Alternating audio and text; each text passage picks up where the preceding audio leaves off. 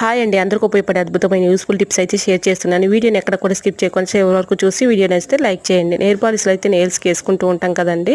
ఇలా నెయిల్స్కి వేసుకున్నప్పుడు వెంటనే నెయిల్ పాలిష్ త్వరగా పోతుంది కదండి. అలా పోకుండా ఉండాలంటే ఐస్ క్యూబ్స్ ఉంటాయి కదండి, అది ఏదైనా ఒక బౌల్లో వేసేసుకొని ఆ వాటర్లో ఇలాగా నెయిల్ పాలిష్ వేసుకున్న తర్వాత ఇలా పెట్టేసుకున్నాం అనుకోండి, త్వరగా పోకుండా ఉంటుంది. ఇంకా సెకండ్ టిప్ అయితే తెలుసుకుందాం. సెకండ్ టిప్ వచ్చేసి కరివేపాకు ఉంటుంది కదండి. కరివేపాకు మనం మార్కెట్ నుంచి తెచ్చుకున్నప్పుడు కొమ్మలతో తెచ్చుకుంటూ ఉంటాం కదండి.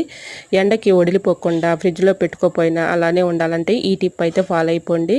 ఏదైనా ఒక బౌల్ కానీ లోటా కానీ తీసుకుని దాని నిండుగా వాటర్ అయితే పోసుకొని ఇలా కరివేపాకుని పెట్టుకుంటే చూడండి ఎంత ఫ్రెష్గా ఉందో. 2 డేస్కి 3 డేస్కి అయినా మనకి చక్కగా వడిలిపోకుండా ఉంటుంది.